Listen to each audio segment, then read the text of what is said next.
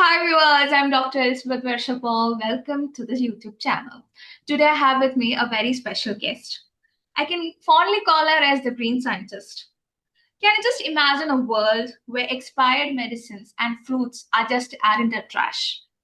She has come up with a new research idea. Still, you want to know what it is? We can ask ma'am about it. Our guest today, Dr. Princy Merlin J. Uh, she's making a reality, a PhD in chemistry, a pioneer in green synthesis. She has published extensive research on supercapacitors and eco-friendly nanomaterials, but her impact doesn't stop till here. She is the principal of Bishop Heber College, and she's guiding one of India's most prestigious institutions with a new era of innovation. I humbly and cordially invite Dr. Princy ma'am to the channel. Welcome, ma'am. A hearty welcome. Thank you, Dr. Elizabeth, for giving me this opportunity to join with you for this interaction. Thank you. So, ma'am, the first question, when I call you as a green scientist, so you have used waste materials, right? From where did this idea come from? What sparked this idea of innovation? Okay. The idea it came from the same place that shaped my life, particularly seeing the value in what others throw away. We are an agricultural country. We are living in an agricultural country. We see so much of dead fruits, peels, husks, seeds being discarded daily. So I thought, why not we make use of this low cost material to convert it into a useful product like activated carbon. So this activated carbon can be used for energy storage applications. So it perfectly combined three concepts. The basic idea is sustainability, affordability, and high performance. All these things are available with this activated carbon. Therefore, I applied the practical chemistry, what I have learned, my teachers who taught me at Bishop Weber College. So I converted my ideas, the concepts into a reality by making use of the abundance, the green chemistry approach, and particularly the scalability. Whenever we frame any products, we have to check the scalability. So we started with that simple idea of green chemistry, and we attained at promising results. So this is the idea that has motivated me to proceed further. And I have more than 25 papers, research articles in this particular area of supercapacitors. Most of my works are from activated carbon. Ma'am, when you said about research papers, you have citation for almost 4,000 and with the H index almost 300, if I'm right. So how was it possible? Give us some insights to improve our paper, like being a budding researcher like me who started my career right now. So give us some inspiration, ma'am, how to actually write papers. That itself is a big thing right now, especially high quality research papers I'm talking about. And with citation score of almost 4,000. Thank you. So basically, it's because of my team, research team, my collaborators, and particularly my mentors. I should acknowledge here the contribution of my own team members. So most of my scholars, PhD scholars, are from first generation learners, and they are very deserving. They are from very deserving category. At the same time, they are highly motivated. Even one of my scholars, she had a career break due to family, and she went on to become a DST Women Scientist recipient. So her success really inspires me. And today, two of my scholars who are from a very ordinary background, they are pursuing postdoctoral fellowship at various international universities, and they are listed in top 2% scientists of the world by Stanford University in 2024 and 25. all credits, it goes to my scholars, my research team, my collaborators. And another encouraging factor is the research exchange program our scholars attended.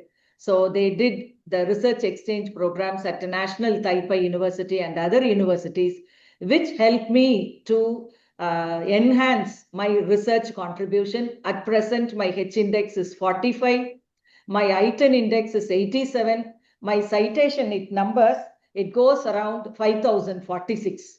So the credit, it goes to the consistent hard work of my research team and my collaborators and my mentors, research mentors, particularly Professor Sundar Manoharan. He is the Director General of Pandit Deen Dayal Energy University, Gujarat. So he is my mentor, research mentor, who gave me a lot of ideas and who spent a lot of time in discussion and helping me to come up in my research career. So, ma'am, you were discussing about your research journey, and you were braving with like pride about Bishop Heber College. So you started as assistant professor, if I'm right, in chemistry department, then head of the department. Now, right now, you're a principal. So, how do you feel this transition has been to you? How has it shaped your career? Yes, thank you for the question. My entire career has been a step-by-step journey guided by God and the wonderful people, my teachers, my mentors around me. I joined Bishop Heber College in the year 1991 as the faculty, right after completing my PG program in the same Bishop Heber College in the very first postgraduate batch. So I completed my MSc Chemistry in the year 1990 and joined Bishop Heber College in 1991 as the faculty.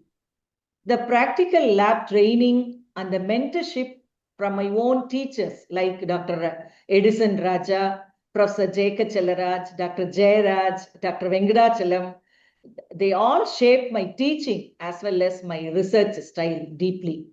As a researcher, as well as later as the head of the department, I learned the task-oriented leadership and never say die attitude my father taught me. So I am a completely task-oriented person who spend quality time for my research, for my teaching, and I am a passionate teacher. At the same time, I am a researcher and I used to explore all the opportunities possible. So nothing can prevent us to reach the status of success. So therefore, I used to try and I used to work very hard to reach the success. I enjoy my profession, I enjoy my research, and I enjoy my fellow colleagues as well as my student friends. So this is the real factors which shaped my career to become the principal. So now I have a very tricky question with you. Since you said you love teaching, you love research, you love administrative role, which role suits you the best? Teacher. Okay. Okay, is there any reason, ma'am? Definitely. I used to enjoy my time with my students.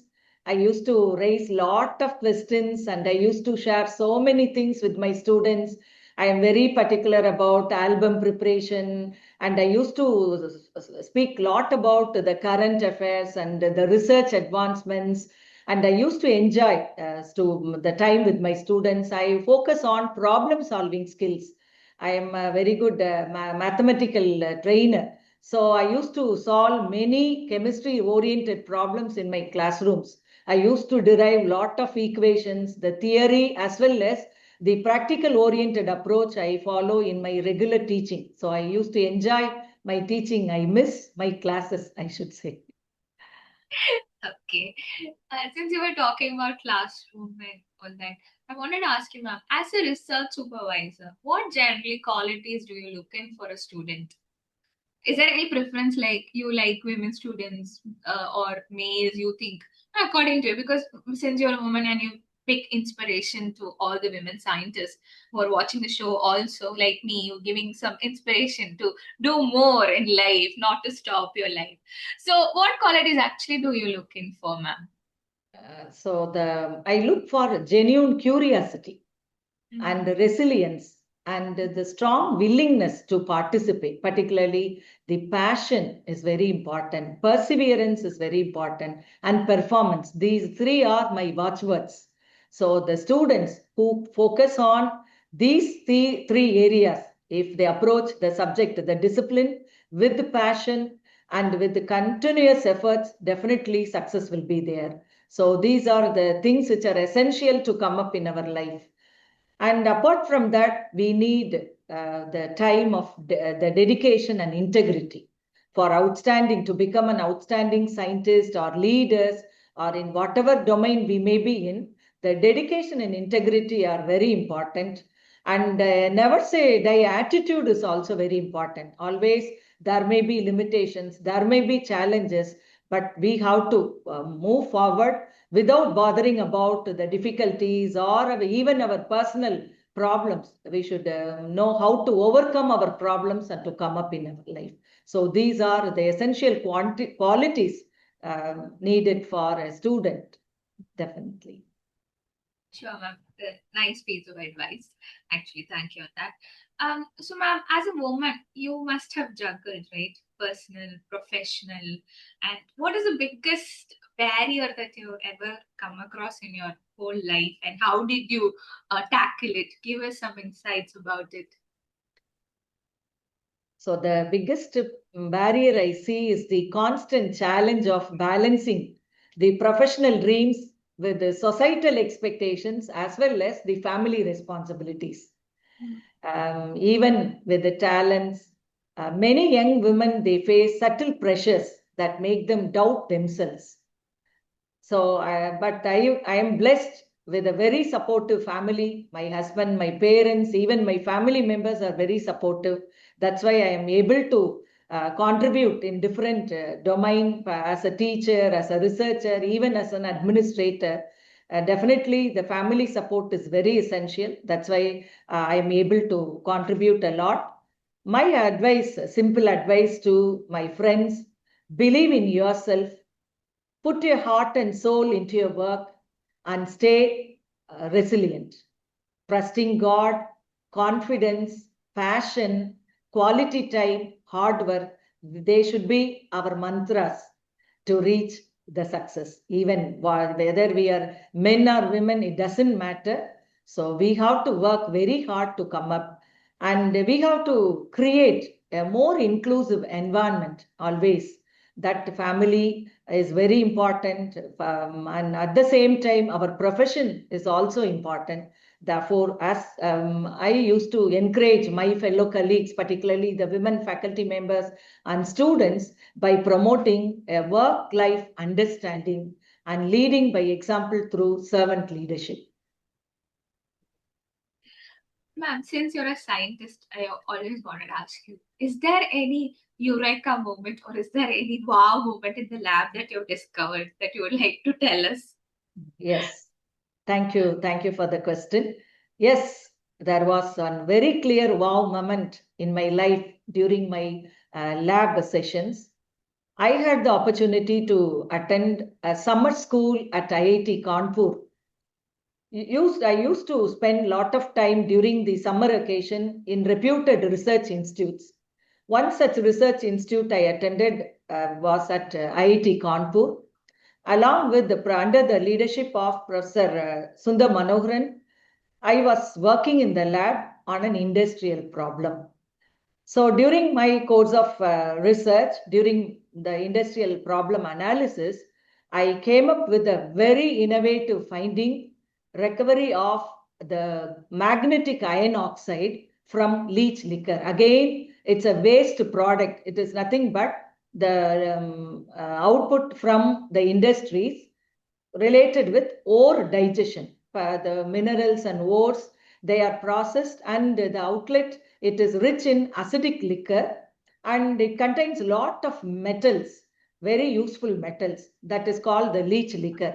So SAR has extended this, shared this problem statement with me. So I worked for an industrial problem, and by making various attempts for about 1 month, I came up with a very novel and innovative idea Particularly, I identified a one-step process to develop a product out of this leach liquor, which is called the magnetic iron oxide. It's such a valuable product.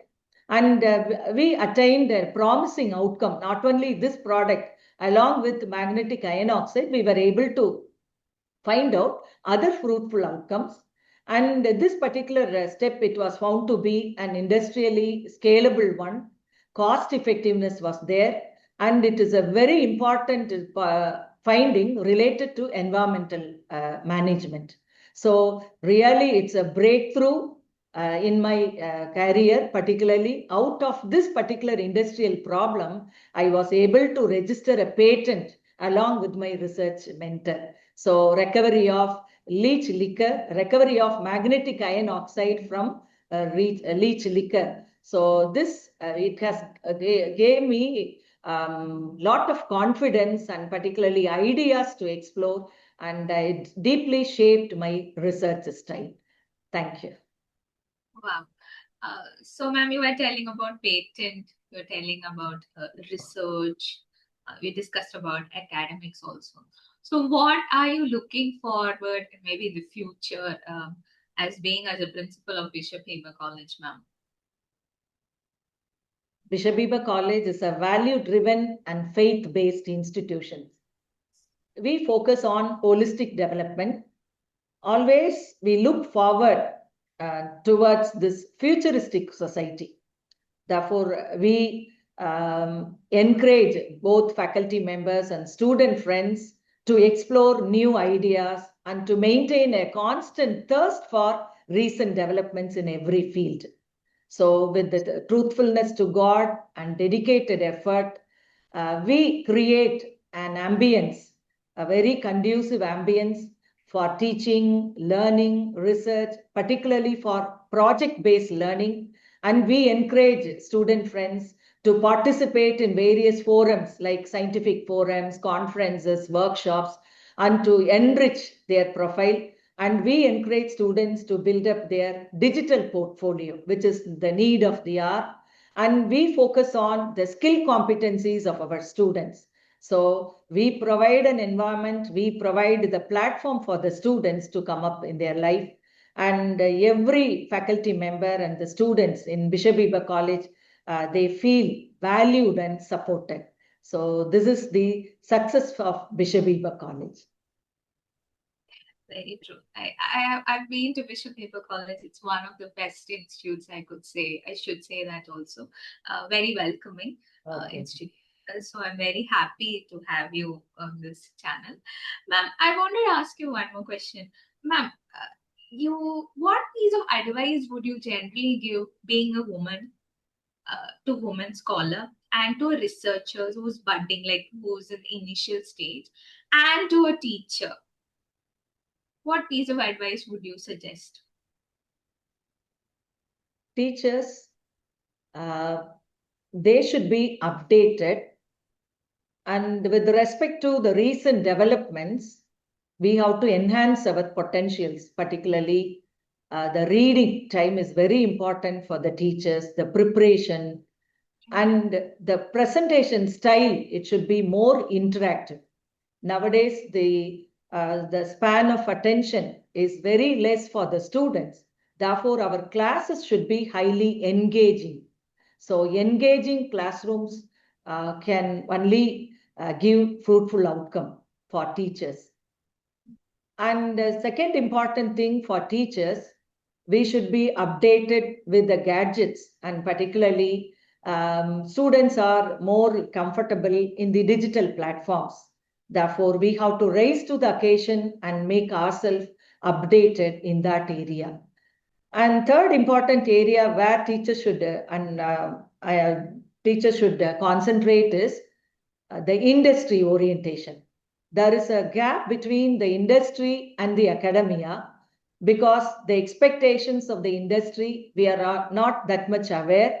And if we understand the needs of the industries, and if we spend some time, particularly some workshops or some summer schools or internships or some short-term courses at the short-term projects at the industries, this will give lot of opportunities for the teachers to enhance their skills and to become more productive for the student friends. So this is my advice to the teachers.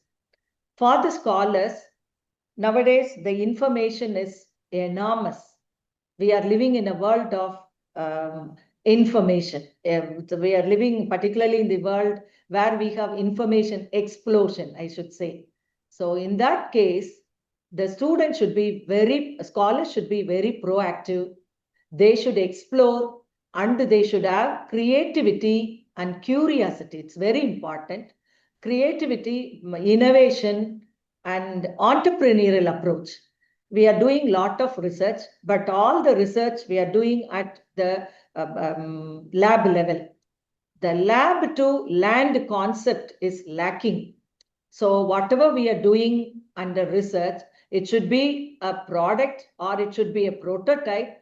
That type of culture is lacking. Therefore, the scholars should come up with more creative ideas, innovative approach, and they should suggest alternatives.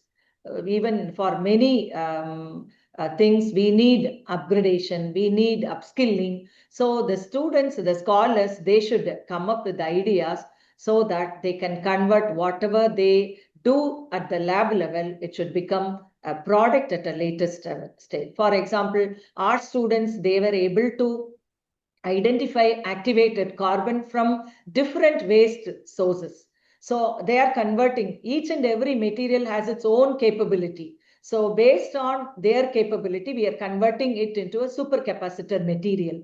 So that type of application oriented research the scholars should focus on. These are the things I would like to convey, particularly for the student friends. They are very brilliant. Students are very brilliant nowadays. They should spend more time on reading. They should explore all the opportunities. Students, they are lacking in accepting the challenges. They should accept challenges and they should try to overcome the challenges with perseverance. Life, definitely God can give solution to every problem. They need not be hasty in decisions. They should have the perseverance to come up in their life. They should avoid shortcuts and they should focus on academics and particularly project-based learning. And government is spending a lot of money for equipping students with the skills. A lot of platforms are available. Service-based learning is very much essential for the students. Applying the subject-specific knowledge to the service-oriented projects is very much essential for the students to come up in their life. So these are the few points I would like to add to our community of students, scholars, and teachers. Thank you, ma'am. Ma'am, I wanted to ask you, so research is evolving, right? So probably when you started as a researcher, then when you became a supervisor, and then you've been guiding this many projects. So what is the future that you foresee in your field? You did research on waste materials and all that. So how do you foresee the future with your research in the upcoming years? So always we talk about sustainability. Right now, especially everyone is behind sustainability, climate change, whatever the field that you're being pursuing. So how do you think the future is going to be like in the next upcoming years in your field? Definitely.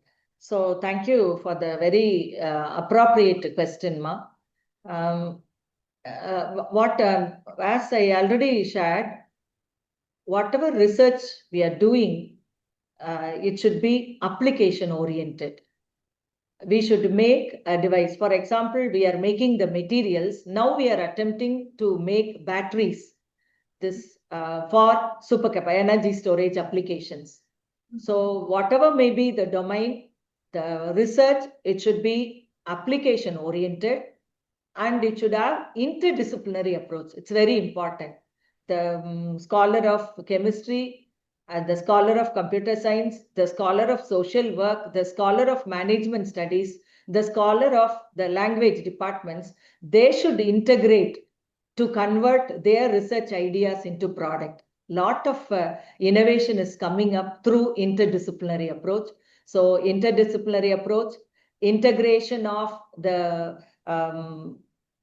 computer-based tools, and all these things are very much essential for the futuristic research endeavors. Thank you. So, right now we've been asking all serious questions. So, shall I ask you a few fun questions? So, are you ready? Being a green scientist, I'm from economics background. For me, chemistry is like I'm still not able to understand few things, but it's really fun. So, I thought I'll ask you, okay, ma'am, what is the most misunderstood chemical in our daily lives? Okay, interesting question. It's carbon. Okay. We are very much aware of the carbon footprinting, the global warming, and other things. But it has another side. It has its own impact, positive impact. People link it only to pollution. But I took a step to convert this activated carbon from the natural sources into a powerful, eco-friendly material for energy storage applications and for purification, for environmental management. Therefore, what we are learning and what we are doing is completely different. So that idea has to be changed. So everything has its positive as well as negative impact. So we have to minimize the negative effect, negative impact through our curricular as well as academic and contributions, research contributions. I have one last tricky question, fun question. Which one is harder, ma'am? Is it balancing a complex chemical equation or a college budget? Honestly speaking, balancing the college budget. Okay. Because a chemical equation follows clear rules. That's all. But a budget involves people, dream, the requirement, the priority, and many more variables. So, but both need dedication and never say attitude. But balancing an equation is much simpler than balancing the budget. Very true. Um, so we had from serious questions to fun questions. Actually, I'll not take much of your time also. Okay. I think you spoke a lot, extensively lot about research, about academics, about women in leadership. So one last question, ma'am. So how do you inspire the world to be like you, to be a green scientist and to be a woman in leadership?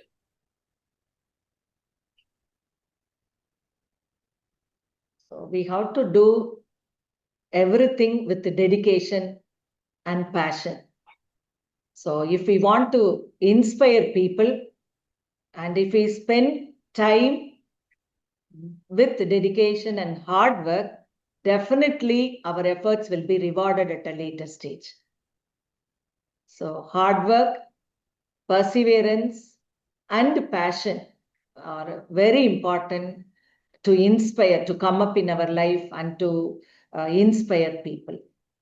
Whether we are teachers or whether we are researchers or whether in the society, whatever role we may be, even in the family. So if we do it everything with commitment, with God's grace, definitely we will become an inspiring personality. Ma'am, shall I wind up or you want to talk anything else? Yes, please. Please. So our dear ma'am, Dr. Princy ma'am, she spent actually a lot of valuable time with us. She gave us insights about research, about academics, how women in leadership should be, and she herself is a great inspiration, not for me, for you as well. So no wonder she's called as a green scientist. So thank you so much, ma'am, for your valuable time and for sparing us, especially the viewers, and giving us a lot of insights and experiences about your whole journey. And I hope this video was useful and productive to the viewers as well. Ma'am, would you like to share any thoughts about it? Thank you, Ma. Thank you, Dr. Elizabeth, for giving me this time. Really, it's the first time I am participating in a meeting like this. Thank you. Anyway, even I have impressed you to give me an opportunity like this. I thank God for that. And one more thing is, as we are having a lot of revolutionary change in the educational landscape. We have to focus on many things, but as teachers as well as students. In Bishop Heber College, we are trying to create an ambience which will be very effective for their life to learn many things for their life. It's not only, we are not at all focusing on equipping our students with a certificate or a degree. They are here for their life. Therefore, we are working and we are praying and we are taking a lot of efforts to make them comfortable in Bishop Heber and to come up in their life. We are giving a lot of opportunities to explore. Particularly, we are providing various centers to enhance their skills. We have this maker space, particularly for science students, for computer science students, physics, mathematics students, to do something in their lab, some project-based learning. Similarly, we are providing platform for the students to come up with their innovative ideas through our innovation cell.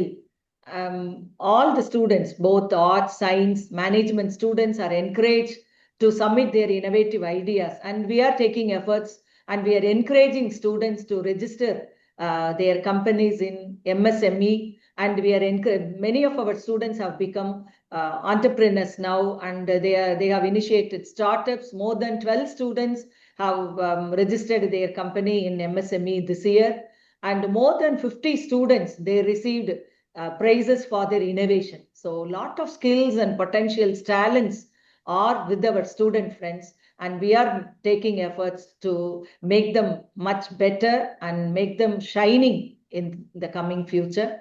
So God is blessing our efforts, and we have a wonderful team of teachers, dedicated teachers, and with the support of our management, we are taking a lot of efforts. So Bishop Heber is a wonderful place to learn and to come up in a life. I welcome the students, particularly the science students. The students, they are not selecting science subjects nowadays, particularly basic sciences. The economy of a country, it depends on the number of science graduates, particularly the scientists who come up in their life with fruitful outcomes for the society, fruitful findings for the society. Therefore, I encourage the students to opt more for science subjects, particularly for basic sciences, botany, zoology, physics, chemistry, mathematics. They are very important. At the postgraduate level, they can pursue other subjects. At the beginning level, at the undergraduate level, it is very essential that we should have more number of students in the basic sciences, because the economy of a country depends on the number of researchers, number of scientists, and the number of research contributions the country can make. Therefore, students nowadays, they are more focused on digital and digital learning, computer science, computer oriented. It's good, but apart from that, we should know how to integrate various disciplines into the computer science.